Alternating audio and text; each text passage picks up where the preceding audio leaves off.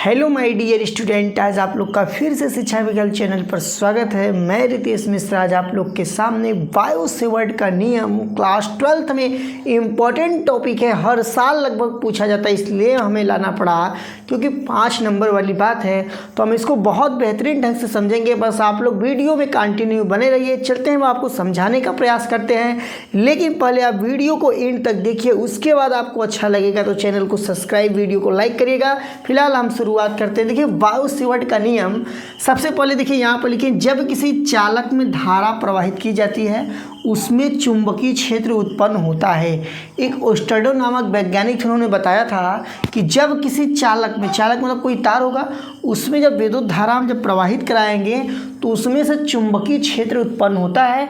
इसी का अध्ययन बायो तथा सेवर्ट दो वैज्ञानिक थे। जो बायो सेवर्ट का नियम होता है ना, एक लोग नहीं थे, 2 लोग थे। बायो एक अलग वैज्ञानिक थे और सेवर्ट अलग वैज्ञानिक थे।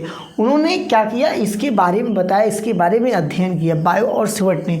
उन्होंने क्या किया, एक चालक लिया, ठीक, यहाँ से लेकर यहाँ तक की दूरी डेल है। इसमें विद्युत धारा यानी आई को प्रवाहित कराया। जब आई को प्रवाहित कराया तो यहाँ बिंदु P, जो बिंदु P कितना दूरी पर है, R दूरी पर है, तो यहाँ पर उन्होंने चुंबकीय क्षेत्र की तीव्रता ज्ञात करने का प्रयास किए। तो सबसे पहले ये सब मटेरियल है, यानी यहाँ से लेकर डेल क्या है, यहाँ से लेकर यहाँ तक की दूरी है, R यहाँ से लेकर यहाँ तक की दूरी है, और इसमें जो आपका पूरा परिपथ है इसमें विद्युत धारा I बह रहा है। तो उन्होंने देखा कि यह चालक में प्रवाहित वैद्युत धारा, यह चालक में प्रवाहित वैद्युत धारा के अनुक्रमानुपाती होता है। क्या? चुंबकीय क्षेत्र, क्योंकि हम लोग चुंबकीय क्षेत्र के बारे में अध्ययन कर रहे हैं ना। तो जो चुंबकीय क्षेत्र होता है, जिस चालक में वैद्युत धारा प्रवाहित किया जाएगा उसके अनुक्रमानुपाती होता है। देखिए अनुक्रमानुपाती का मतलब यह होता है कि यदि आई का वैल्यू बढ़ाओगे तो बी का वैल्यू बढ़ेगा। यहाँ पर बी क्या है, चुंबकीय क्षेत्र है, चुंबकीय क्षेत्र है, और आई क्या है, विद्युत धारा है। उसी प्रकार से करा है दूसरा उनका जो नियम था, यह चालक की लंबाई मतलब जो यहाँ से लेकर यहाँ तक की लंबाई नहीं, डेल एल यहाँ पर हम माने वही है, डेल एल के अनुक्रमानुपाती होता है। यानी चालक का यदि हम लंबाई भी बढ़ाएंगे तो चुंबकीय क्षेत्र की तीव्रता बढ़ेगा, यानी यहाँ पर जो चुंबकीय क्षेत्र की तीव्रता गणना करने ज़्यादा हो जाएगा। ये दूसरा नियम था।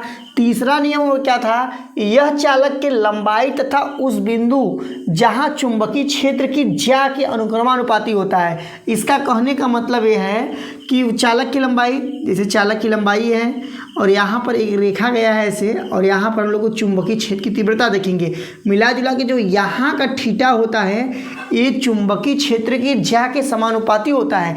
ज्या का मतलब होता है साइन थीटा, जो कि देखिए यहाँ पर साइन थीटा लिखा गया है। डेल बी क्या है, चुंबकीय क्षेत्र के है, और यहाँ पर प्रिपोजनल यहाँ साइन थीटा, यानी थीटा का भी वैल्यू जो होगा तो बी का भी वैल्यू बढ़ेगा एक प्रकार से। अब देखिए जो अगला चौथा पॉइंट उन्होंने क्या कहा था, चालक से क्षेत्र तक दूरी R के वर्ग के व्युत्क्रमानुपाती होता है। यानी जो चालक से क्षेत्र तक दूरी, यानी यहाँ से लेकर यहाँ तक की जो दूरी है ना, R है, इसके वर्ग के व्युत्क्रमानुपाती होता है। वर्ग का मतलब होता है स्क्वायर, देखिए यहाँ पर स्क्वायर हुआ है, और यहाँ पर वर्ग का व्युत्क्रमानुपाती का मतलब ये हुआ कि नीचे रहता है। स्क्वायर का मतलब वर्ग जो कि है, और व्युत्क्रमानुपाती मतलब नीचे है।